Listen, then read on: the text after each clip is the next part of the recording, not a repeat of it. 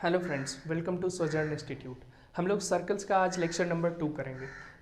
Number 1 में हमने क्या देखा? लेक्चर नंबर 1 में हमने देखा कि सर्कल का एक खास डेफिनेशन कैसे हम लोग बनाते हैं और उसी डेफिनेशन से हम लोग कैसे सर्कल के इक्वेशन को बना सकते हैं। सर्कल का इक्वेशन कार्टेशियन कोऑर्डिनेट सिस्टम में क्या होता है? वो एक ट्रांसलेशन है उस ज्योमेट्री का अलजेब्रा में।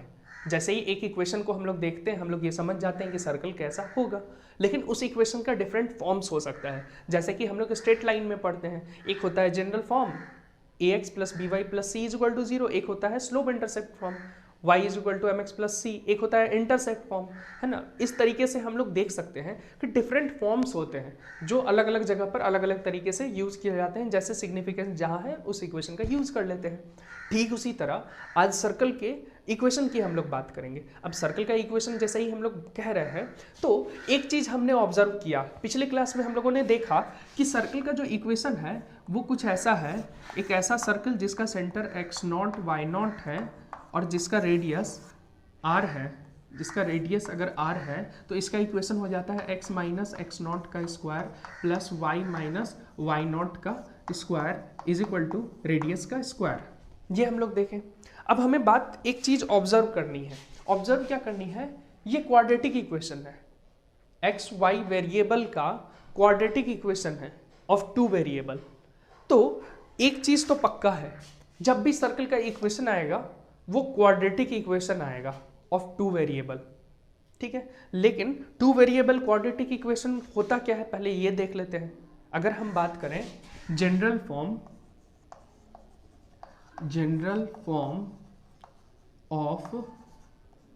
Of quadratic equation of two variable. General form क्या होता है टू वेरिएबल के क्वाड्रेटिक इक्वेशन?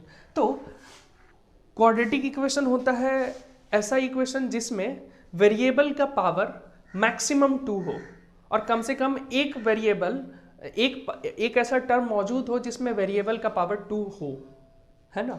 जैसे अगर हम ये बात करें एक्स स्क्वायर, तो ये क्वाड्रेटिक टर्म है। अगर हम बात करें एक्स वाई, ये क्वाड्रेटिक टर्म है। लेकिन अगर हम बोल दें एक्स वाई जेड, ये क्वाड्रेटिक टर्म नहीं है, क्योंकि इसमें वेरिएबल का टोटल पावर कितना है? 1 1 1 3। इसमें वेरिएबल का पावर 1 1 2, है ना। तो this and this both are quadratic, but this is not a quadratic term, ठीक। एक ऐसा इक्वेशन जिसमें मैक्सिमम पावर 2 हो और एक कम से कम पावर 2 वाला मौजूद हो।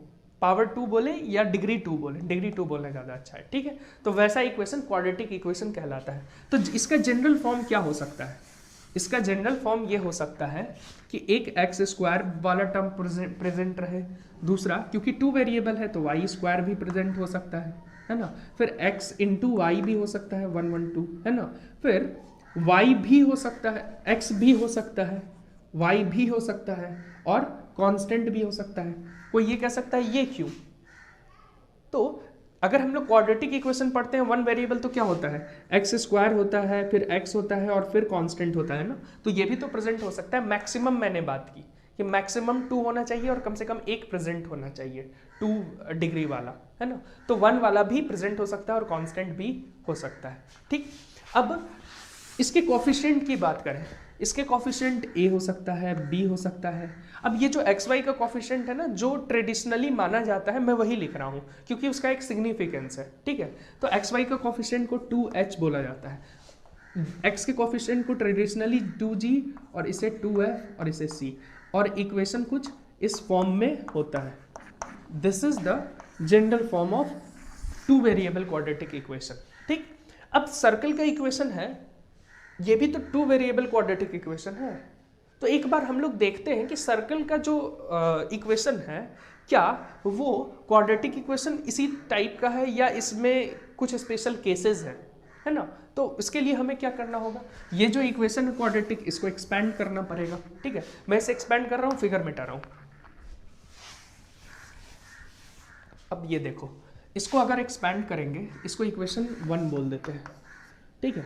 और इसको इक्वेशन 2 बोल देते हैं, और इक्वेशन 1 को एक्सपैंड हमने किया तो क्या आ जाएगा, x square plus x naught square minus 2x0 x plus y square plus Y naught square minus 2y0 y, r square को मैं इधर कर दे रहा हूँ, minus r square is equal to 0। ठीक है, ये बनेगा इक्वेशन। अब इसको ना मैं शफल करके इस फॉर्म में लिख ले रहा हूँ ताकि कंपेयर कर सके। पहला एक्स स्क्वायर है, फिर वाई स्क्वायर है, फिर माइनस 2x0 x है, फिर माइनस 2y0 y है, और फिर x0 square plus y0 square minus r square plus x0 square plus y0 square minus r square. ये टर्म तो कांस्टेंट है, इज इक्वल टू 0, है ना। अब इक्वेशन ये जो है इसको मैं 1a बोल दे रहा हूँ, 1a इसीलिए क्योंकि इसी का एक्सपेंशन है ये। ठीक है, अब कंपेयर करते हैं इसको। अगर ये इक्वेशन, इस इक्वेशन को सर्कल का इक्वेशन होना है तो देखो कोफिशिएंट ऑफ x और y अलग अलग है, यहाँ पे 1 1 है ना। तो जनरल फॉर्म में coefficient of x square and y square a और b का वैल्यू 1 होना चाहिए, a comma b is equal to 1, तभी तो ये इक्वेशन ये बनेगा जो कि सर्कल का इक्वेशन होगा। ठीक है, और दूसरा अगर मैं बात करूं, देखो एक्स वाई, इसमें एक्स वाई वाला टर्म प्रेजेंट ही नहीं है। अगर एक्स वाई टर्म प्रेजेंट नहीं है तो इसका साफ मतलब है, इसका क्या मतलब है, एच देखो 2 0 हो नहीं सकता, एक्स वाई वेरिएबल है ना, तो बचा तो एच ना जो 0 होगा, तभी तो ये टर्म प्रेजेंट नहीं रहेगा, वरना इसको प्रेजेंट इसमें रहना पड़ेगा। तो एच का वैल्यू हम लोग क्या कहेंगे, एच इज इक्वल टू 0। ठीक है, और क्या है, g 2y0, यानी g is equal to minus y0, g is equal to minus y0, और f इज x0, x है ना 2gx x0, और f is equal to minus f minus y0। ठीक, and constant is equal to x square x0 square plus y0 square minus r square. ठीक है, ये आ गया।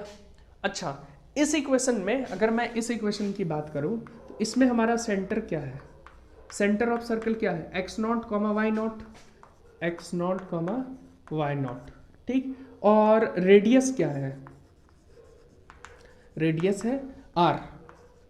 ठीक है, इस इक्वेशन में, अब इस इक्वेशन में है, इस इक्वेशन को भी कंपेयर करते हैं, यानी कि जनरल फॉर्म पहले क्या होगा ये लिख लेते हैं। ठीक है, जनरल फॉर्म सर्कल का क्या होगा, और उसके बाद मैं इससे कंपेयर करूंगा। तो मैं इस वाले टर्म को मिटा रहा हूं, general form of equation of circle यहां पे लिख देते हैं, general form of equation of circle. ठीक, general form of equation of circle क्या हो जाएगा, अगर कंपेयर करूं तो h 0 हो और a और b 1 होना चाहिए, यानी कि इक्वेशन कुछ ऐसा आ जाएगा, x square plus y square plus 2gx plus, क्योंकि एक्स वाई टर्म तो 0 हो गया, एक्स वाला टर्म सिर्फ बचा है, और plus 2fy plus c is equal to 0। यही तो हो जाएगा ना जनरल फॉर्म। ठीक है, एक्स स्क्वायर का कोफिशिएंट a, वाई स्क्वायर का कोफिशिएंट b था, दोनों 1 1 हो गया, h x y वाला टर्म खत्म हो गया क्योंकि h 0। ठीक, और बचा हुआ टर्म ये हो गया। इस इक्वेशन में अगर बात किया जाए, इक्वेशन इस फॉर्म में लिखा हुआ हो, और इस इक्वेशन में क्या होगा, सेंटर बता दो क्या होगा, सेंटर x0 y0 है, लेकिन इस इक्वेशन में g और f के फॉर्म में लिखा जाए तो x0 का वैल्यू माइनस g होगा और y0 का वैल्यू माइनस f होगा, यानी कि सेंटर हो जाएगा माइनस g और माइनस f। माइनस जी और माइनस एफ, माइनस जी क्या है, बस सेंटर अगर निकालना है तो क्या करना होगा, x का जो कोफिशिएंट है 2g उसमें बाई 2 करो और नेगेटिव साइन लगाओ, y का जो कोफिशिएंट है उसमें बाई 2 करो और नेगेटिव साइन लगाओ। ठीक है, कई बार कॉम्पिटिटिव एग्जाम्स में डायरेक्ट क्वेश्चन भी आ जाते हैं, मेंस में, एडवांस में तो नहीं, मेंस में कई बार आ जाते हैं क्वेश्चन जिसमें आपको देखना होता है। अब सेंटर हो गया,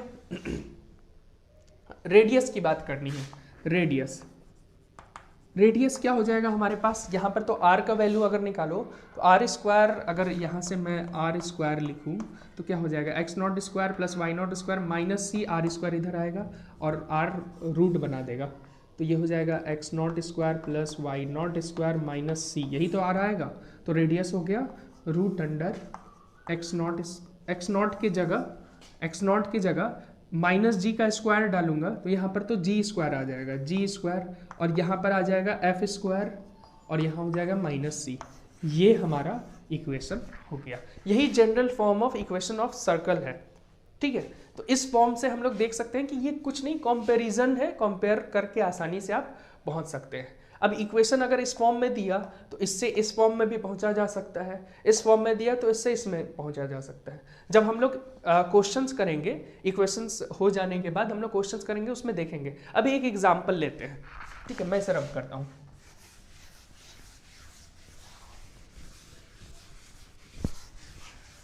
एक एग्जांपल लेते हैं। मान लो एक इक्वेशन दे दिया x square plus y square plus 10x minus 4y और plus minus 4 is equal to 0। ठीक है, एक जनरल इक्वेशन दे दिया और मैंने पूछा कि बताओ इसका सेंटर और रेडियस क्या होगा। तो सेंटर क्या हो सकता है, सेंटर हो जाएगा x का जो कोफिशिएंट है उसमें बाई 2 करो और माइनस साइन, निगेटिव साइन करो और 10/2 कर दो, और y का जो कोफिशिएंट है उसमें नेगेटिव साइन करो और उसका बाई 2 करो, 4/2 कर दो, क्योंकि यह माइनस है ना। और ये क्या हो जाएगा, -5 और 2, ये हो गया।